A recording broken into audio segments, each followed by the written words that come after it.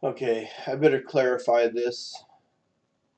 I was asked, how do you know how did you know to sell here when it was high? How did I know that it was high and it was going to go down?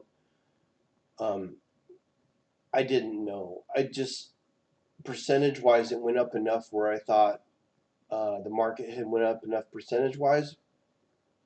I took some profits out. If I knew it was going to go down, I would have sold everything and then just turned around and bought it back at a lower price. So again, these two sells were here. And in fact, if I knew better, I could have held and sold it here, but I didn't.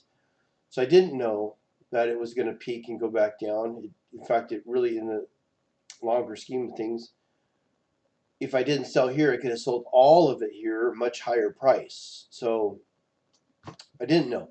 I didn't know that on this day that was going to be the low and then turn around back up. That was just a fluke. Okay, it just that buy came from not so much my last buys, but where it came from here and how much it had come down from there. From this point to this point, it came down enough where I thought it was a buy, and even if it had gone down more, I still would have felt confident with this buy. So that just happened to go up, and then when I sold, it just happened to go back down. I just happened to be really close. In fact, if I zoom up on this, let's see if I can. See, I missed by a day. I should have sold the next day because I missed the high. So I don't know the highs and lows. That's just kind of a fluke that looks like I did that on the chart. It's more of just percentages, how I how I'm doing percentage wise and how the market's doing percentage wise. That helps me determine whether or not I want to take money in or out. Okay. So again, my rules are 10, 15% either way. 20% is a strong sell or buy, as far as I'm concerned, because and I say 20% in the short term. 20% for the year is what I'm hoping to get. If I get 20% in 3 weeks, I get a little concerned and tend to want to take some of that profits out. So, anyways, I didn't know again that the highs and lows were coming.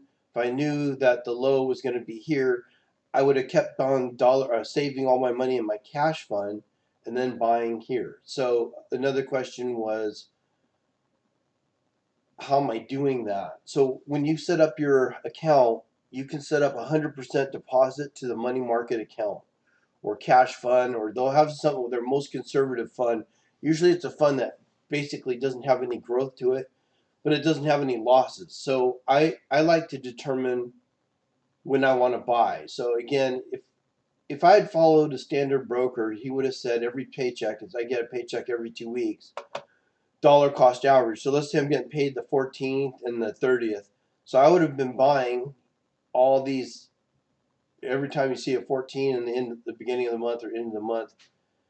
I would have been buying at all these different prices up in this range from 60 to 67, but I didn't.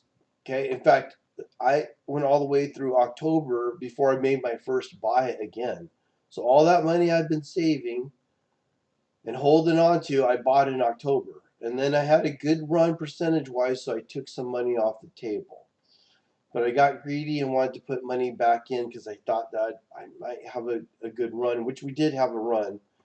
And my opportunity to sell, I missed that opportunity. So, anyways, all that money I've been saving, I've been putting into this account. You set up a money into what's called a money market account, and then you can transfer funds into whatever investments you wanted to, and you can designate the amount.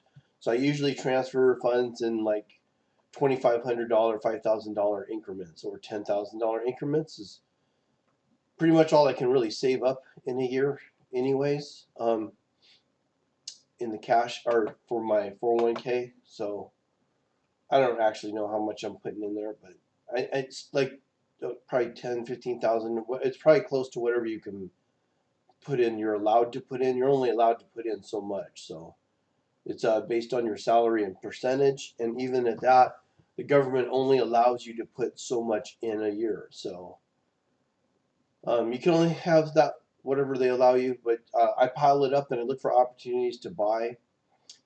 Again, I had all the money I've been saving in my money market through this 6 months, plus all this money I took out.